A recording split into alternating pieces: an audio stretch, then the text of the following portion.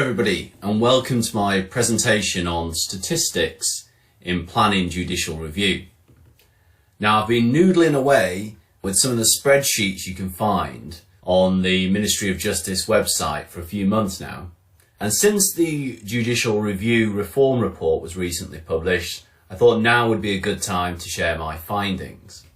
Along the way I've got a few thanks to make. The first is to Jonathan Easton, who has kept me up to date with the reform report, and I recommend if you want a good overview of that you visit Jonathan's LinkedIn page, which I'm showing on the screen now. Now before I begin with the data, I wanted to issue a caveat, and that is the analysis that I've done is my own. It's not officially endorsed by the Ministry of Justice, although the MOJ have been incredibly helpful in verifying my methodology. And in particular, I'd like to thank Harjinder Singh, who is a senior scientific officer in the Civil and Administrative Justice Statistics Department. With that said, let's have a look in detail what I was hoping to find out and where the raw data comes from. What I was hoping to find out is the easy part. I simply wanted to know, first, if there's any trend in the number of planning judicial review applications. Second, how that trend compares to judicial review applications in general. Third, how that trend compared to the number of planning applications. And lastly, what was happening to the success rate. Now the second bit, the data, is a little bit more involved. So I won't go into a huge amount of detail, but I will tell you where to find the raw data in case you want to verify any of these findings for yourself.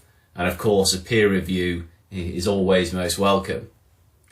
So starting with the JR data that we see on the screen now, a quick Google search for Civil Justice Statistics Quarterly will bring it up. Now, if you go to that website, it contains about 8 documents, but the 3 I used are these 3 shown on the right here. So I haven't gone beyond December 2019, and I've done that on purpose because I didn't want the COVID pandemic skewing the results and any trends. So looking at the 3 documents then, the first document, which is the Civil Justice Statistics Quarterly up here, that's a reasonably straightforward document, pretty easy to access and read it. Here's a snapshot of what it tells us about judicial review cases, and you'll see that it's effectively separates out judicial review into civil and civil other. So civil other is the one that we're interested in. That's the one that contains planning data. The problem with it is that that data has all the civil judicial review cases lumped into a single category. And what we really want is to be able to separate out those that relate specifically to planning. So you can do that by going to the second document, which is the Civil Justice and Judicial Review Data zip file. Now you know you're in trouble when you see zip file because you know you're going to be dealing with some fairly large files, and indeed that is the case here. As you can see at the bottom here, we've got almost 100,000 data rows, and these columns across here do extend for quite some time. So my primary focus became on trying to strip out and filter the data to get useful data just relating to planning. So that was one challenge, and the second challenge was figuring out what all the columns meant. You can see up here there's some fairly unintuitive abbreviations for what the different columns mean. Well, a very helpful way of navigating those is to go to the third document that I listed earlier, which is the guide. And that does detail some of these titles and what they mean. So with those 2 challenges in mind, the question really is, how did I strip out the information? Well, I did it essentially by attributing noughts and ones to various different outcomes of judicial review applications at the different stages, whether it be the permission stage, renewal stage, or the final hearing stage. I then had to cross-check my understanding of these columns by adding up those noughts and ones to verify that all the information hung together properly. So that's the judicial review data. If we move on to the actual planning data, that's much more simple and straightforward. And a Google search for live tables on planning application statistics should bring up the right government website. And you should see something like that, which I'm highlighting on the screen now. And the useful tables really there are table P120 and P120A. So with that in mind, let's have a look at what some of the results of this analysis gave us. Well, the first thing I wanted to do was just see what was happening generally to judicial review applications. So this is a graph showing what's happened to the number of judicial review applications just with the general civil other category, so everything under civil apart from asylum and immigration, and that of course includes planning and everything else. And as we can see, it's a reasonably flat trend really. There's obviously a few ups and downs, but the lows in terms of numbers are pretty standard, and there's some variation among the years between some fixed highs and some fixed lows. So reasonably flat overall. Now, before I'm criticised for not labelling my axes, I've done that intentionally. This is just the number, straight off number here, and this is the year. As I say, I've intentionally not labelled them because it just takes up too much space and shrinks the graph area. It makes it harder to see, so don't criticise me too harshly for that. So the next thing I looked at was the number of judicial review applications with the Department for Communities and Local Government as the defendant. Because that would of course include challenges to the Secretary of State's decision with respect to planning, but again that is lumped into this data. And essentially you could argue there's a slight downward trend coming in around there, but for all intents and purposes you've got reasonably consistent lows. You've got one high up here, and generally you've got other highs that are consistent here. So it's a reasonably flat trend, albeit with one particular high here that means that there seems to be more variation in number of these particular judicial review applications over the year. But I would say reasonably flat.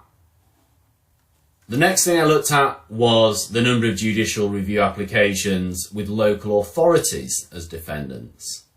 So of course this would include planning and local authorities' decisions to grant planning, but it would include lots and lots of other decisions too. And interestingly, that's a reasonably well-defined downward trend over the years.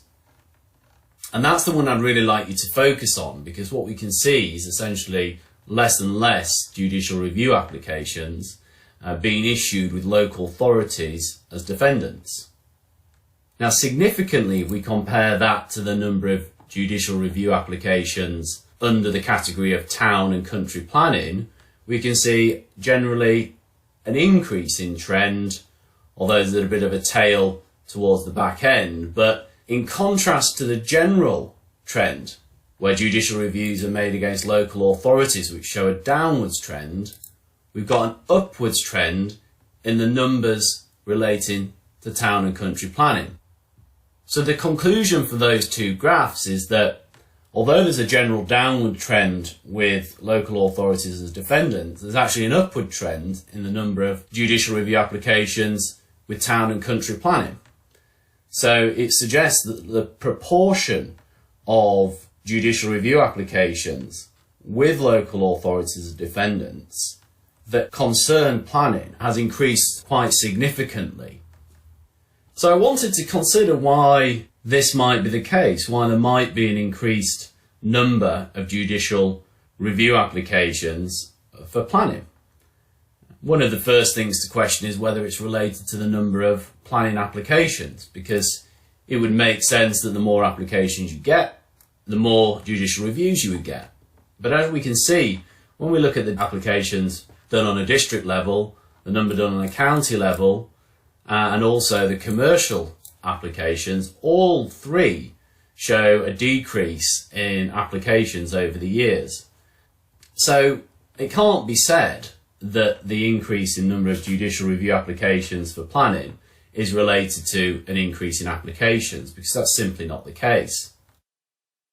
They wanted to know whether we had an increase in judicial review applications for planning because they were being used, or judicial review process itself was being used as a tactical measure, and maybe, for example, by commercial competitors who wanted to delay planning decisions that would favour their competitors and disfavour them. So to answer this question, I found the success rate. So what I've got on this graph is the number of applications that were granted permission to proceed to full trial and therefore were arguable as a percentage. And you can see that over time from 2006 there's generally an increasing trend here, which suggests the quality of those applications in terms of the grounds is increasing, which of course puts to rest any worries that all of these applications for judicial review are spurious. So what are the reasons for the increase in planning judicial review applications? Well, it's difficult to say, but I wanted to draw on the late Francis Patterson QC's chapter in the book that is shown on the screen now, which is edited by Sam Karim, QC of King's Chambers, and also the assistant editor is Constanzi Bell of King's Chambers. I wanted to draw on this particular book because in there's a really good chapter on judicial review in the planning area. Francis Patterson QC puts forward a few reasons why she thought in her own experience that there'd been more judicial review applications in planning. And the first one she cites is better engagement early on, front-loading the planning process, engaging local communities better, which of course puts them on notice and builds awareness. The other reason she puts forward is that people are generally better informed, particularly on environmental issues. And the third thing is, I'm sure lots of people have considered, which is the lack of statutory appeal for third parties. So obviously judicial review is their remedy of last resort. So the conclusion is that the data does show an increase in planning judicial review applications. It does show that that is becoming a larger proportion of the applications made against local authorities. The data also shows that the quality of those applications is strong and increasing. The data doesn't give us full reasons for that increase. Instead, to get a better understanding of those reasons, it's really necessary to speak and talk to practitioners in the field who have been dealing with judicial review applications in planning over a number of years and draw on what their experiences are as to why there has been an increase. But certainly for me, I prefer the explanation given by Francis Patterson QC in this particular book, and I think she sets that out very clearly, and I would commend reading this book to anybody with an interest in this area. I hope you enjoyed the presentation. If you have any questions, just let me know. I'll be happy to answer them. And thank you.